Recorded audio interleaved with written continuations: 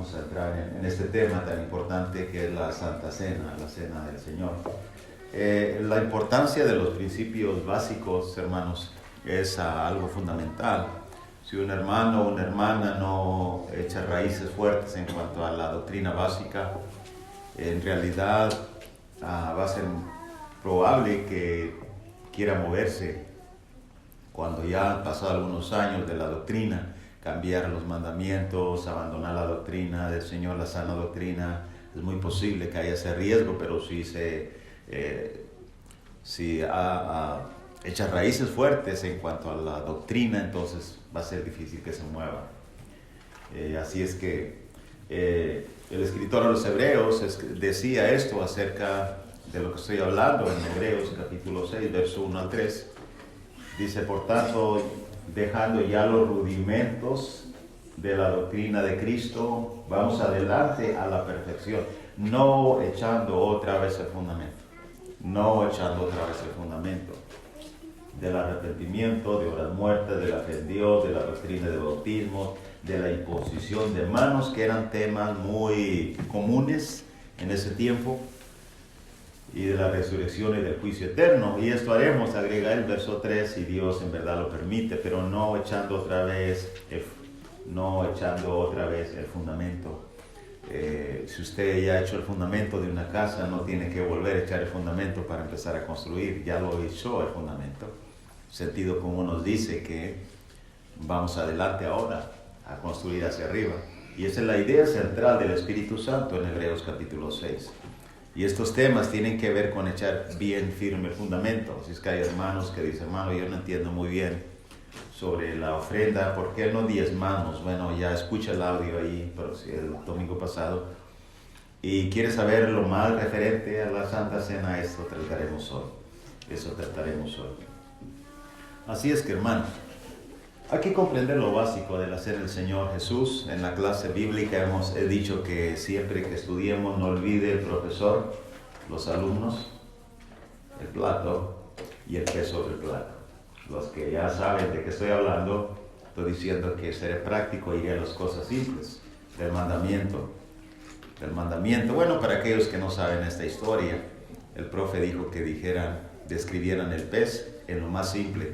Y unos dijeron teorías bien complejas sobre la forma de respirar, lo dentro del pez, etc. Mientras que Pánfilo dijo, tiene un ojo solamente y tiene escamas arriba. Le aplaude el profesor, los otros se molestan. Y dijeron, ¿por qué? Digo, porque él dijo lo simple. Y usted cuando estudia la Biblia tiene que ir a lo simple para entrar a lo más complejo. ¿Quiere estudiar un texto difícil? Parta desde lo más sencillo. Así es que, ¿qué es lo sencillo de la Santa Cena del Señor? Bueno, hermanos, en primer lugar, lo sencillo lo básico es que la cena no es la Pascua. La cena no es la Pascua. Solo que hay algunos que la confunden porque la Santa Cena se estableció sobre la Pascua, el día de la Pascua y con el pan de la Pascua. Esa es la diferencia. Cuando usted lee Mateo 26, verso 17 y el verso 20, por ejemplo, dice que el primer día de la fiesta de los panes sin levadura vinieron los discípulos a Jesús diciéndole, ¿dónde quieres que preparemos para que coman la Pascua? Verso 20, cuando llegó la noche se sentó a la mesa con los 12.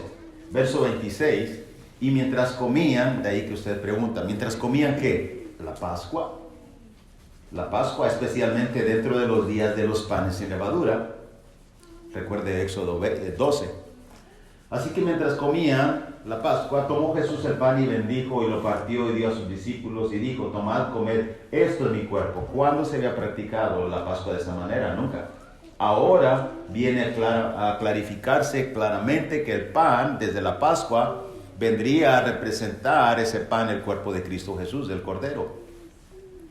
Y tomando la copa y habiendo dado gracias, les dio, diciendo, bebed de ella todos, porque esto es mi sangre del nuevo pacto que por muchos es derramada para remisión de los pecados. Así es que, hermanos, en el intento de comprender que la Pascua no es la cena, ni la cena no es la Pascua, simple y sencillamente llegamos a apreciar alguna comparación para verlo de una forma práctica. Por ejemplo, Mientras que la Pascua, según Éxodo 12, verso 2 y verso 3, era cada año, era anual, el primer día del mes. El día 10 se elegía el cordero, el 14 sacaban el cordero y así sucesivamente. Y esto lo haréis por estatuto perpetuo.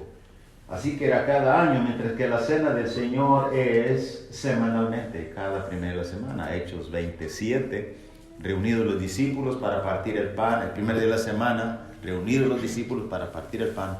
Pablo les enseñaba, habiendo de alargar el discurso, habiendo salido el día siguiente, alargó el discurso hasta la medianoche. El propósito de la Pascua era celebrar la salida de Egipto, según Éxodo 12, verso 17. Dice, y la celebraréis por estatuto perpetuo. ¿Por qué? Verso 17. Porque en este día os saqué de la tierra de Egipto. ¿Cuál es el propósito de la cena del Señor? Recordar la muerte de Cristo Jesús, 1 Corintios 11, 24. Así que toda la vez que comiera este pan y viera esta copa, la muerte del Señor anunciase hasta que Él venga. Los elementos de la Pascua, hermanos, según Éxodo 12, verso 3 y verso 15, era un cordero y panes sin levadura. 7 días de panes sin levadura, un cordero, y esto era por familia. Si la familia era tan pequeña que no pudiese consumir el cordero en su totalidad, tenían que buscar otra familia para unirse y poder comerse el cordero. Si estoy pensando, si el cordero estaba grande y gordo, pues tendrían que usar 2 familias, ¿verdad? Y la cena del Señor, hermano, los elementos simplemente es pan y jugo, ya no cordero, porque nuestro cordero, nuestra Pascua ya fue sacrificada. Primero los Corintios, dijo Pablo, que Cristo ya había sido sacrificado. Celebren la fiesta con panes sin levadura. Los elementos son pan y jugo, y lo celebra cada uno cuando está reunido con la iglesia. Sí, cada uno. Por tanto, pruébese cada uno y coma y beba. 11:28 dice. Obviamente, aunque lo hace cada uno, tiene que hacerlo con la iglesia. Con la iglesia. Hermanos, esa es la grande diferencia. Porque hoy en día muchas personas no pueden identificar que la Pascua, la cena, no es la Pascua. Simplemente porque se confunden en Mateo capítulo 26 y dicen, ¿dónde quieren que celebremos la Pascua? Y dicen, ahí está, Cristo celebró la Pascua, sí celebró la Pascua, pero sobre la Pascua instituyó, estableció la Santa Cena. Y Pablo lo dijo así, 1 Corintios 11, 23, porque yo os enseñé recibí lo que también os he enseñado, que la noche que Jesús fue entregado, tomó pan.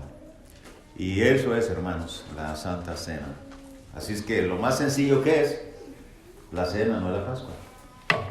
En segundo lugar, la cena, hermanos, es un memorial. La cena es un memorial. Y un memorial significa un ejercicio mental, algo que se hace en memoria de alguien. Por eso es que en el 11:24 Jesús dijo, dice Pablo que Jesús dijo, tomad, comed, esto es mi cuerpo que por vosotros partido, haced esto en memoria de mí. No tenían eso, haced esto en memoria de mí. Verso 25, una vez más que tomó la copa del nuevo pacto en mi sangre, haced esto toda la vez que la bebieres, dice, en memoria de mí. 2 veces, verso 24 y verso 25 de 1 Corintios 11, dice, haced esto en memoria de mí y en memoria de mí. O sea que es un memorial. Un memorial. Eso es. Y cuando es un memorial implica, hermanos, que nosotros necesitamos hacer memoria. Hacer memoria. Los hermanos que dirigen la Santa Cena instan, provocan con algunos pasajes bíblicos, con algunas palabras claves, para que la asamblea de la iglesia del Señor dirija sus mentes al momento de ir al Gólgota, de ir a la cruz, que recordemos cuando Cristo está siendo crucificado. Como he dicho, hermanos, el ejercicio mental es volver a la cruz cada domingo. Nuestros corazones se llenan de gratitud y de deuda con el Señor cada que celebramos la cena. De ahí que si usted es nuevo en la iglesia y dice, hermano, ¿qué debo estar pensando cuando estoy comiendo el pan? Debo estar pensando en el cuerpo de Jesús clavado en el madero. Y si, ¿qué debo estar pensando en forma práctica cuando me tomo el jugo de uva? Nada, no. Debe estar pensando en las grandes gotas de sangre que emanaban de las heridas de Jesús. Debemos estar pensando en eso. Por eso es un memorial. Y si usted no hace memoria, entonces no hizo memoria. No lo hace en memoria de él. Es un ejercicio mental.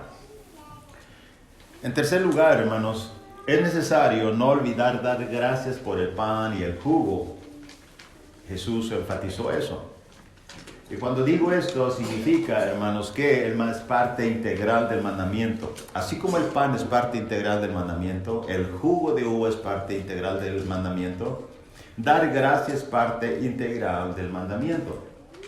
Hay una doble aplicación, note bien, que la literal, la superficial, la sencilla es que el hermano cuando da gracias por el jugo, diga, Señor, gracias por este jugo. Eso es lo primero. Note bien que muchas veces hermanos que dirigen la cena, se les olvida dar gracias por el pan, por el jugo. Y ese olvido, hermanos, es un error. Es un error. Mateo 26, 27 dice, tomando la copa y habiendo dado gracias, Jesús lo dijo. Mateo, el Espíritu Santo, hizo que Mateo dijera o escribiera que Jesús, tomando la copa y habiendo dado gracias. Y eso es importante. Eso es importante. Déjenme poner un ejercicio rápidamente, ejemplo, para explicar cómo es se pasa por alto eso. Un ejemplo, estamos en hogar, los cristianos, y dice, hermano, vamos a orar por los alimentos, ¿verdad? Eso le pasa mucho a Caleb. Y luego dice, ok, él dice, en nombre de Dios, que etcétera, etcétera, y amén. Y le dice Nick, Caleb, gracias por la comida. Y a veces... gracias por la salida. Entonces, cuando a veces, hermano, nosotros, los adultos inclusive también, hermanos, gracias por la comida, gracias porque estamos aquí juntos, gracias porque esto, y los hermanos que se van a ir, etcétera, etcétera, la buena convivencia, y en nombre de Cristo Jesús, amén. Y nunca habló de los alimentos. ¿Se fijan en esos detalles? Es una omisión. Jesús, hermanos, dijo, tomando la copa y habiendo dado gracias. Es parte integral del mandamiento. Esa es la primera cosa, simple, superficial, sencilla. Cuando estamos aquí enfrente, Señor, gracias por proveernos de esta copa, de este pan. Gracias, gracias. Y la segunda aplicación es la metáfora. La metáfora. ¿Cómo la metáfora? Cuando Jesús dijo en el 28, bebed de ella todos, porque esto es mi sangre. Cuando dice esto es una metáfora. Vosotros sois la luz del mundo. Yo soy el pan que descendió del cielo. De ahí que cuando usted da gracias, escuche bien esto, por la copa o el jugo de uva, automáticamente hace una doble aplicación. La segunda aplicación, después de que Dios nos proveyó la copa y el pan, los elementos para hacer memoria de la muerte de Cristo en el Gólgota. En segundo lugar, hermano, ¿usted realmente está dando gracias por qué? ¿Literalmente solamente por el jugo de uva? No, por la sangre que fue derramada, ya que el jugo de uva representa la sangre inocente, preciosa de Cristo Jesús que fue derramada en el madero. ¿Ve eso? Así que es que dé doble gracias. Gracias, Señor, por proveernos de esta copa. Pero gracias, Señor infinito, por proveernos de que esta sangre fue limpia. Jamás no ha habido ni habría nadie que pudiera derramar una sangre tan preciosa. Gracias por eso. ¿Ve eso? Hermanos, son cosas elementales. Cosas elementales, cosas básicas que usted debe de saber. Pero algo más. No solamente podemos comprender que la cena no es la Pascua, que la cena es un memorial, que es necesario no olvidar de dar gracias, sino también algo más. Dar gracias y bendecir significa lo mismo. Y esto es por si acaso la iglesia empieza en discusiones. Dije que uno o 2 años, no sé cuántos años atrás, una buena hermana me preguntó que en la iglesia está habiendo división, contienda en la clase bíblica, y eso ayuda mucho, servidor, para estudiar y contestar preguntas. Hermanos, de que unos decían, como la izquierda decía, cuando el hermano pasa a dar gracias por el pan y jugo, ellos decían, es correcto, lo que deben hacer es dar gracias. Y los de la derecha decían, no es correcto eso, hay que bendecir la copa. Yo decía, no, hay que dar gracias. que hay que bendecir, te estoy diciendo, y ahí están peleando. ¿Qué con esto, hermanos? Bueno, dar gracias y bendecir significa lo mismo. Son dos frases intercambiables. Puede usar una u otra. ¿Por qué? Porque la Biblia lo dice. En Mateo 26 dice que mientras comían tomó Jesús el pan y bendijo. Y en el 27 no dice que bendijo la copa, sino que tomando la copa y habiendo dado gracias. ¿Hay una contradicción en eso? No. No te viene una comparación de Mateo 26, 26 y 1 Corintios 11, 24. Respecto al pan. Por ejemplo, dice Mateo 26, 26 del pan. Y mientras comía, tomó Jesús el pan y bendijo. Y Pablo dice en 1 Corintios 11, 24, que cuando fue entregado tomó pan, según el 23 y el 24, 11, 24, dice, habiendo dado gracias, lo partió. ¿Qué sucedió aquí? Mateo dice que lo bendijo el pan, y Pablo dice que dio gracias por el pan. ¿Hay una contradicción? La respuesta es no. Son dos frases intercambiables.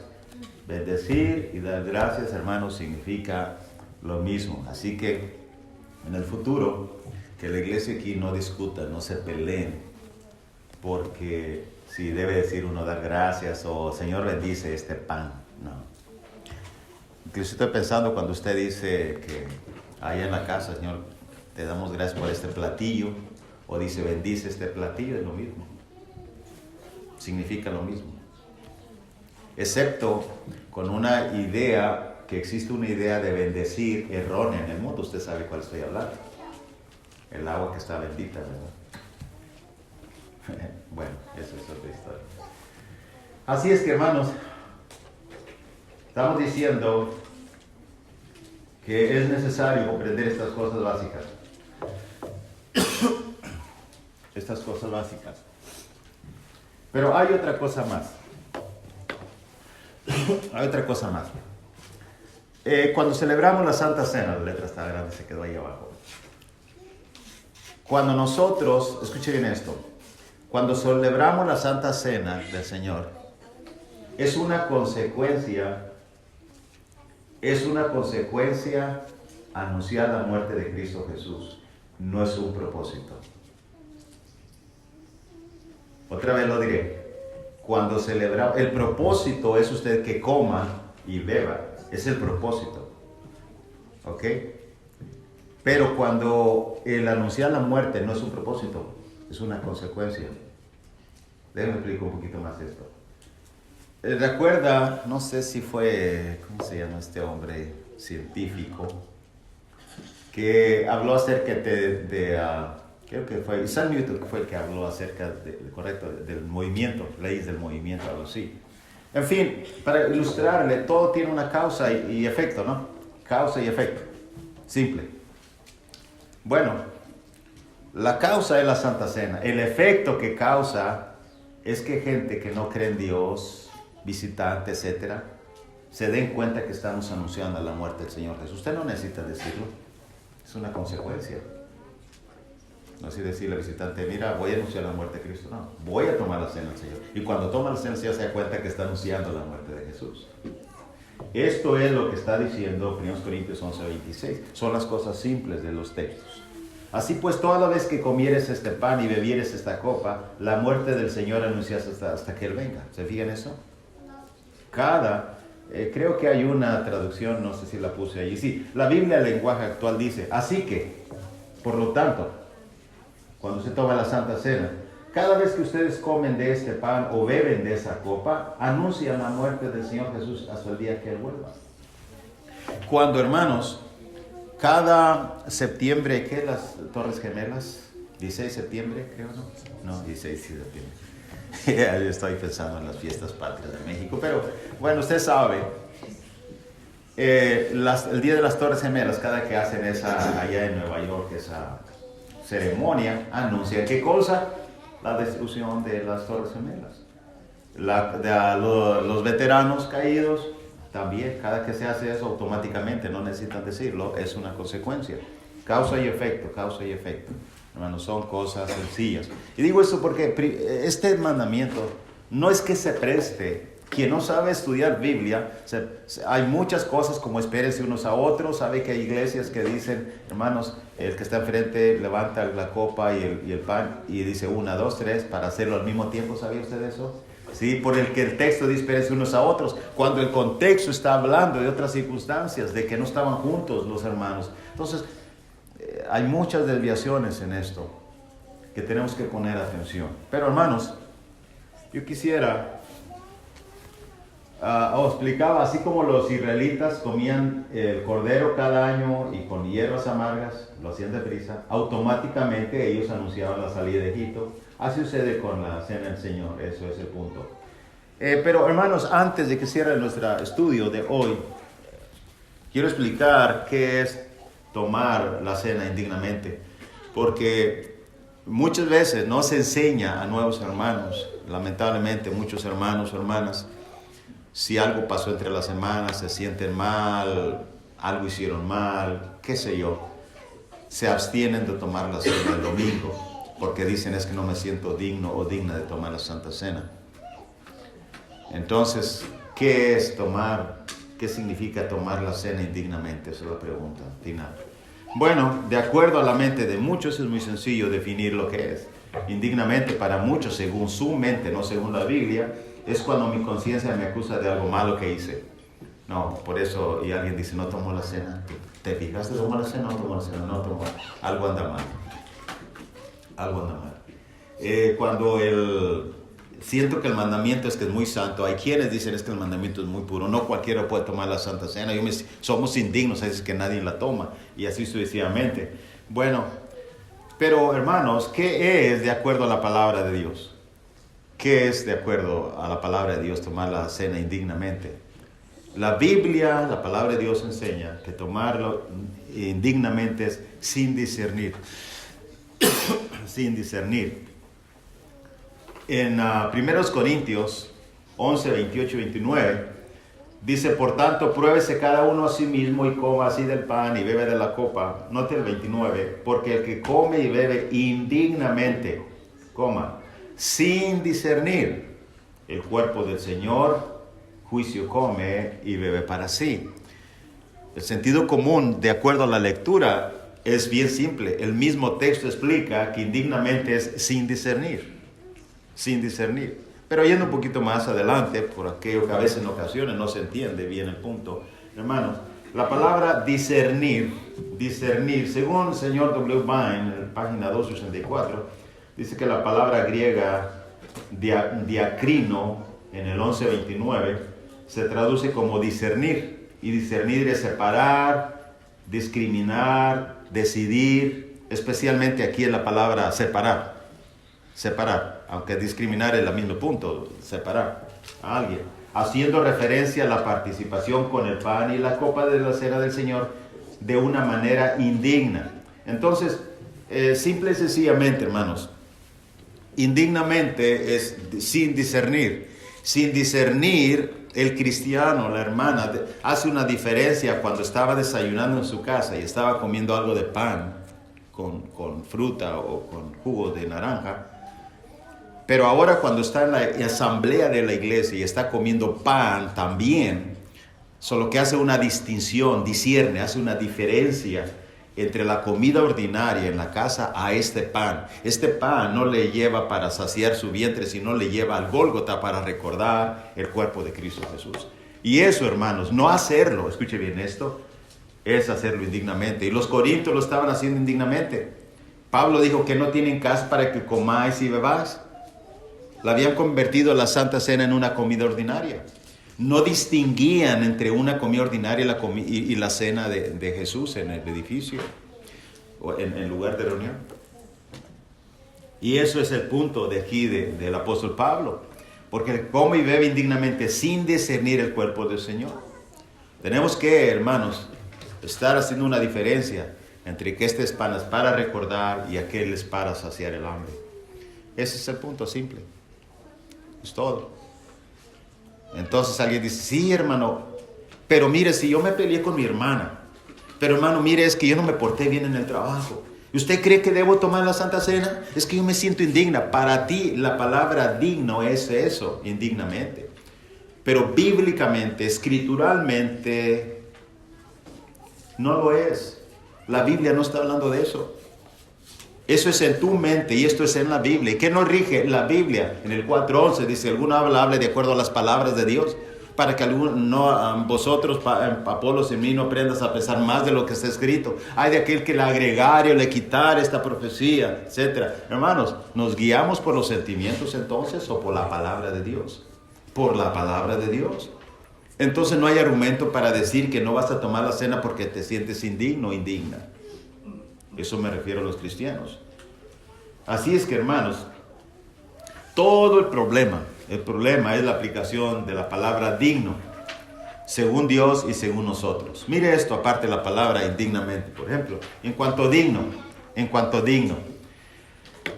En Apocalipsis, capítulo 5, verso 1, dice, vi en la mano derecha del que estaba sentado en el trono a un libro escrito por dentro y por fuera, Apocalipsis capítulo 5. Y todo lo que estamos mirando o estamos leyendo en Apocalipsis capítulo 5, dice, hermanos, de esta manera, un libro escrito por dentro y por fuera y sellado con 7 sellos. Vi a un ángel fuerte que pregonaba a gran voz, ¿quién es digno de abrir el libro y desatar sus sellos? El punto de Apocalipsis 5, hermanos, es que se va a abrir un libro, 7 sellos, más adelante se abren los 7 sellos, y en esos 7 sellos habla mucho del destino de la iglesia y del destino de los enemigos de la iglesia. ¿Quién es digno para declarar, desatar esos sellos, abrir los libros y decir que es el destino para la iglesia? Hermanos, cuando llegamos al versículo 3 y 4, se nos dice, versículo 4, lloraba yo mucho porque no se había hallado a ninguno digno de abrir el libro, ni de leerlo, ni de mirarlo siquiera. Dice que el 3, que ninguno en el cielo, ni en la tierra, ni debajo de la tierra podía abrir el libro, ni aún mirarlo. ¿Se fijan eso? Usando la palabra digno. Usted me dice que no va a tomar la Santa Cena porque no se siente digno. ¿Quién es digno entonces? Hermano, no hay ninguno digno. Escuche bien esto. Ninguno digno. Y si usted se abstiene a la cena, tiene que abstenerse a la cena toda la vida porque jamás será digno, según este texto. Es cosa tan increíble. Ahora, le digo, la palabra digno, para que me comprenda mejor, es del griego axios. Digno del griego axios. Se traduce como digno y significa de peso, de valioso. También significa merecedor de algo por ser adecuado. ¿Usted es merecedor de la gracia de Dios? Ninguno. Ninguno. Escuche bien esto. Tito 2, 4 al 6 dice, cuando se manifestó la bondad de Dios nuestro Salvador, su amor para con los hombres, nos salvó no por obras de justicia que nosotros hubiéramos hecho, sino por su misericordia. Efesios capítulo 2, verso 9, no por obras para que nadie se gloríe. ¿Quién era digno? Nadie. De la palabra axios, nadie es digno. Así es que si usted se abstiene en la Santa Cena, será un grave error. Será una omisión al mandamiento, no tendrá comunión con Cristo ese domingo y será grande las consecuencias. Así es que cuando alguien está poniendo en su mente, hermanos, yo no voy a tomar el domingo hasta que arregle con Pánfilo, es que me peleé con Pánfilo, pero lo voy a arreglar hasta el lunes, martes. No, arregle con Pánfilo el sábado, el viernes, porque recuerde esto, ni eso le hará más digno, porque ninguno es digno. Así es que, ¿qué es indignamente? Hermanos, indignamente simplemente es no hacer una separación, no distinguir bíblicamente una comida ordinaria a lo que es la cena en la asamblea. Bueno, en resumen, hermanos, la cena no es la Pascua, es algo sencillo. La cena es un memorial, sí, tenemos que hacer memoria, debemos hacer memoria. Hagamos memoria, hermanos, seamos agradecidos con el Señor. Es necesario no olvidar dar gracias. Dé gracias por la copa, que no se le olvide. Pero dé gracias por la sangre también de Cristo Jesús, que fue derramada en el Calvario por culpa nuestra. ¿Bendecir y dar gracias son dos cosas distintas? No. Así que no discuta sobre el punto. Porque si dice que es sí, son dos cosas distintas, entonces va a tener que aceptar que la Biblia se contradice. Y si acepta que la Biblia se contradice, hemos entrado al mundo de los ateos. La Biblia es perfecta. 2 Timoteo capítulo 3, verso 17, a fin de que el hombre sea perfecto. La ley de Dios es perfecta, dicen los salmos, y lo perfecto hace perfecto al hombre. Así es que, hermanos, dar gracia y bendecir significa lo mismo. La muerte del Señor se anuncia como una consecuencia, no como una causa. Es una consecuencia, ya lo hicimos, ya lo anunciamos. Y por último, la manera indigna que no debemos tomar la cena, hermanos, es no separando una cena espiritual de una cena ordinaria. Y yo podría agregar algo más aquí.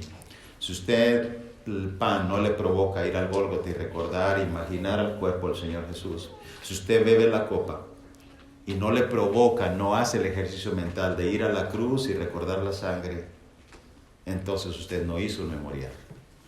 Comió para sí y bebió para sí. ¿Qué es el consejo de Dios? Concéntrese. Haga el ejercicio mental.